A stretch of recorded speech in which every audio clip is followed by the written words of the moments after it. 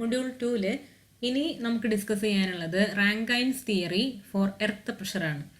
മെയിനായിട്ട് രണ്ട് earth pressure theories ആണുള്ളത്. ഒന്ന് റാങ്കൈൻസ് തിയറി, രണ്ടാമത്തത് കൂളം തിയറി. അതിൽ ആദ്യം നമുക്ക് റാങ്കൈൻസ് തിയറി എന്താണെന്ന് നോക്കാം. റാങ്കൈൻസ് തിയറിക്ക് കുറച്ച് അസംഷൻസ് ഉണ്ട്.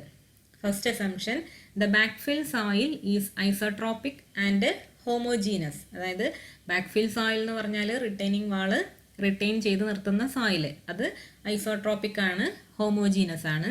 Second assumption, the soil is in A state of plastic equilibrium. അതായത് സോയില് പ്ലാസ്റ്റിക് ഇക്വിലിബ്രിയത്തിലാണ്. അങ്ങനെ പറഞ്ഞു കഴിഞ്ഞാൽ സോയിലിൻ്റെ മുകളിൽ ഒരു ഫോഴ്സ് ആക്ട് ചെയ്ത് കഴിഞ്ഞാൽ അല്ലെങ്കിൽ ഒരു സ്ട്രെസ് ആക്ട് ചെയ്ത് കഴിഞ്ഞാൽ അതിനുണ്ടാവുന്ന ചേഞ്ചസ് എന്ന് പറഞ്ഞത് പെർമനൻ്റ് ആണ്. അതാണ് പ്ലാസ്റ്റിക് ഇക്വിലിബ്രിയത്തിലാണെന്ന് പറയുന്നത്. ഇനി the soil is dry and cohesionless. Soil dry ആണ്, കൊഹഷൻലെസ് ആണ്. The back of the retaining wall is smooth to include cohesive soil and submerged soil too. അതായത് റിട്ടൈനിങ് വാളിൻ്റെ ബാക്ക് സൈഡ് എന്താണ്, സ്മൂത്ത് ആണ്. ഓക്കെ, അതായത് സ്മൂത്ത് ആണ് എന്ന് assume ചെയ്യണത് എന്തുകൊണ്ടാണ്? കാരണം റഫായിട്ടാണെങ്കിൽ അല്ലെങ്കിൽ സ്മൂത്ത് അല്ലെങ്കിൽ അവിടെ എക്സ്ട്രാ വേറെ സ്ട്രെസ്സസ് വരാനുള്ള ചാൻസ് ഉണ്ട്. ഫ്രിക്ഷനൊക്കെ ഉണ്ടാകുമ്പോൾ വേറെ സ്ട്രെസ് വരാനുള്ള ചാൻസ് ഉണ്ട്. അതുകൊണ്ടാണ് സ്മൂത്ത് ആണെന്ന് അസ്യൂം ചെയ്യണത്. ഇനി ground surface is plane which may be horizontal or inclined. Ground surface plane ആണ്, അതൊന്നെങ്കിൽ എന്താവാം, ഹൊറിസോണ്ടൽ ആവാം അല്ലെങ്കിൽ ഇൻക്ലൈൻഡ് ആവാം. ഇത്രയാണ് റാങ്കൈൻസ് തിയറിൻ്റെ അസംഷൻസ്. ഇനി അടുത്തത് expression four active earth pressure. അതായത് റാങ്കൈൻസ് തിയറി അനുസരിച്ച് ഇങ്ങനെയാണ് ആക്റ്റീവ് എർത്ത് പ്രഷർ നമ്മൾ കണ്ടുപിടിക്കാന്നാണ് പറയാൻ പോണത്. If the wall moves away from the backfill, the soil expands and the value of horizontal stress decreases. നമ്മൾ പറഞ്ഞതാണ് ആക്റ്റീവ് എർത്ത് പ്രഷറിൻ്റെ കേസിൽ retaining wall away from the ബാക്ക്ഫില്ലാണ് മൂവ് ചെയ്യാം. അപ്പോൾ away from the backfill move ചെയ്യുമ്പോൾ soil എന്ത് ചെയ്യും, എക്സ്പാൻഡ് ചെയ്യും. അവിടെയുള്ള ഹൊറിസോണ്ടൽ സ്ട്രെസ് എന്ത് ചെയ്യും, കുറയും. If the expansion is large enough, the value of horizontal stress decreases to a minimum value so that a state of plastic equilibrium is developed. അതായത് retaining wall away from the backfill move ചെയ്യുമ്പോൾ അതിൻ്റെ കൂടെ സോയിലും move ചെയ്യുമെന്ന് പറഞ്ഞു. അപ്പോൾ horizontal stress കുറവാകും. അങ്ങനെ കുറഞ്ഞ് എന്ത് ചെയ്യും, ഒരു മിനിമം വാല്യൂവിലെത്തും. ആ സമയത്താണ് നമ്മൾ എന്ത് പറയുക, പ്ലാസ്റ്റിക് ഇക്വിലിബ്രിയം ഡെവലപ്പ് ചെയ്തു എന്ന് പറയാം. ഇനി റാങ്കൈൻസ് തിയറി അനുസരിച്ച് ആക്റ്റീവ് എർത്ത് പ്രഷർ എങ്ങനെയാണ് കണ്ടുപിടിക്കാമെന്ന് നോക്കാം. അപ്പോൾ ആദ്യം active earth pressure coefficient KA അത് കണ്ടുപിടിക്കാനുള്ള ഇക്വേഷനാണ് 1 - sin phi / 1 + sin phi. Okay, അപ്പോൾ ആക്റ്റീവ് എർത്ത് പ്രഷർ PA അതിൻ്റെ ഇക്വേഷനാണ് KA ഗാമ H. KA എന്ന് പറഞ്ഞാൽ ഇപ്പം നമ്മൾ പറഞ്ഞത് 1 - sin phi / 1 + sin phi. Gamma എന്ന് പറഞ്ഞാൽ സോയിലിൻ്റെ യൂണിറ്റ് വെയിറ്റ് ആണ്. H എന്ന് പറഞ്ഞാൽ എത്ര ഹൈറ്റ് ആണോ അത്. ഇനി ടോട്ടൽ പ്രഷർ അല്ലെങ്കിൽ ടോട്ടൽ ആക്റ്റീവ് എർത്ത് പ്രഷർ എന്ന് പറയുന്നത് നമ്മൾ പറഞ്ഞിട്ടുണ്ടായിരുന്നു എന്താണ്, ടോട്ടൽ ആക്റ്റീവ് എർത്ത് പ്രഷർ അല്ലെങ്കിൽ total earth pressure per unit length എന്ന് പറഞ്ഞാൽ area of the pressure diagram ആണ്. അപ്പോൾ സാധാരണ രീതിയിൽ നമ്മൾ പ്രഷർ ഡയഗ്രാം ഒരു ട്രയാങ്കുലർ ഷേപ്പിലാണ് വരിക. അതുകൊണ്ട് എന്താണ്, PA = ½ × KA × ഗാമ H² എന്ന് വരും. അപ്പോൾ ടോട്ടൽ എർത്ത് പ്രഷർ എന്ന് പറയുമ്പോൾ ഇത്രയും മനസ്സിലാക്കിയാൽ മതി. പ്രഷർ ഡയഗ്രത്തിൻ്റെ ഏരിയ ആണ് അത്. ട്രയാങ്കിൾ ഷേപ്പിലാണെങ്കിൽ ½ KA ഗാമ H² എന്ന് വരും. ഇനി വേറെ ഷേപ്പിലാണെങ്കിൽ അതിനനുസരിച്ച് മാറും. അത് നമുക്കിനി പ്രോബ്ലം നോക്കുമ്പോൾ മനസ്സിലാവും. ഇനി അടുത്തത് expression for passive earth pressure. അതായത് if the wall moves towards the backfill there will be a uniform compression in the horizontal direction and hence the horizontal stress reaches a maximum value. അതായത് passive earth പ്രഷറിൻ്റെ കേസിൽ നമുക്കറിയാം retaining wall towards the ബാക്ക്ഫില്ലാണ് move ചെയ്യാം. അങ്ങനെ move ചെയ്യുമ്പോൾ സോയിലിനെ നമ്മൾ പിന്നെയും കംപ്രസ് ചെയ്യുകയാണ് ചെയ്യണത്. അപ്പോൾ എന്ത് ചെയ്യും, അവിടെ ആക്ട് ചെയ്യണ ഹൊറിസോണ്ടൽ സ്ട്രെസ് കൂടും, അതൊരു മാക്സിമം വാല്യൂവിലേക്ക് എത്തും. ഇനി എങ്ങനെയാണ് പാസീവ് എർത്ത് പ്രഷർ നമ്മൾ കണ്ടുപിടിക്കാം? നേരത്തെ നമ്മൾ KA അതായത് ആക്റ്റീവ് എർത്ത് പ്രഷർ കോഎഫിഷ്യൻറ്റ് പറഞ്ഞ പോലെ തന്നെ ഇവിടെ പാസീവ് എർത്ത് പ്രഷർ കോഎഫിഷ്യൻറ്റ് കണ്ടുപിടിക്കാനുള്ള ഇക്വേഷനാണ് KP = 1 + sin phi / 1 - sin phi. അങ്ങനെയാണെങ്കിൽ passive earth pressure PP = KP × gamma × H.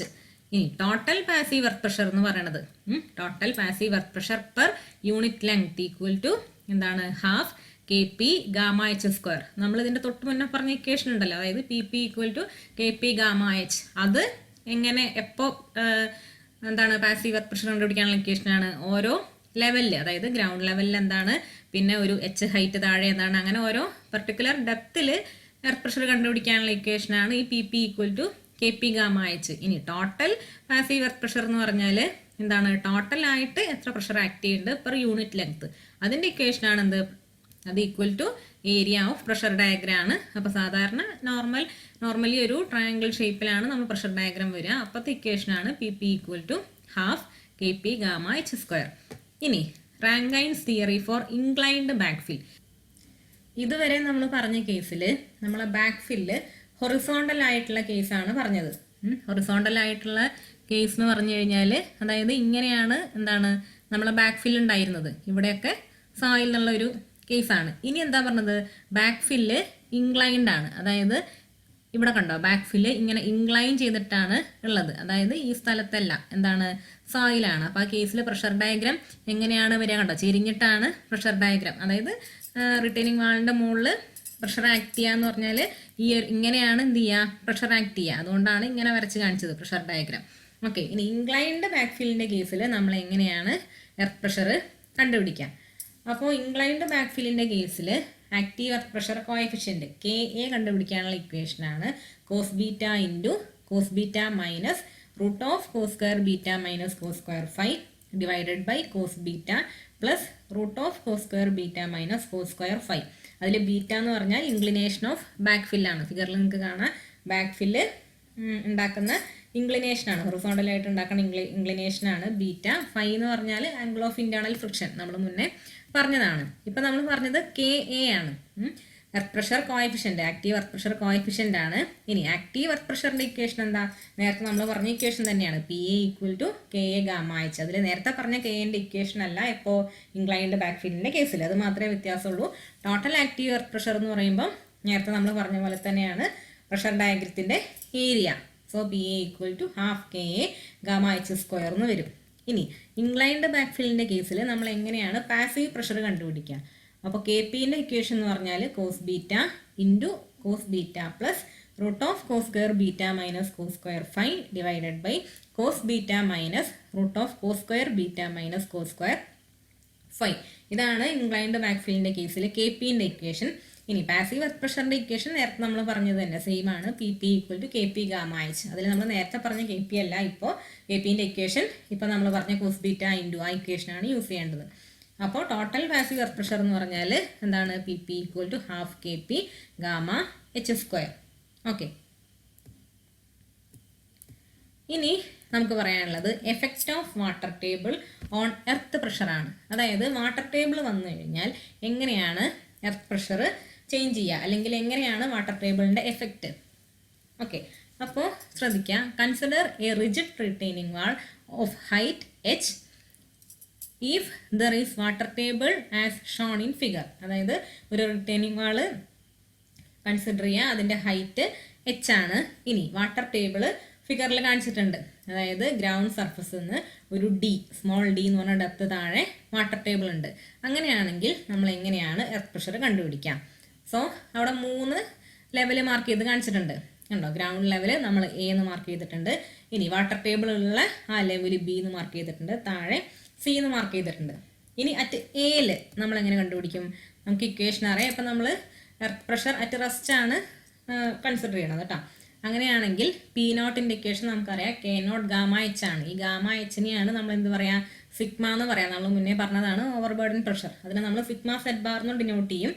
So P not equal to K nought sigma zed bar, അല്ലെങ്കിൽ K not gamma H ആണ്. അപ്പോൾ സർഫസിൽ എന്താണ്, എച്ച് 0 ആണ്. നമ്മൾ സർഫസിൽ നിന്ന് താഴത്തേക്കാണ് നോക്കുക കേട്ടോ. സർഫസിൽ എച്ച് 0 ആണ്.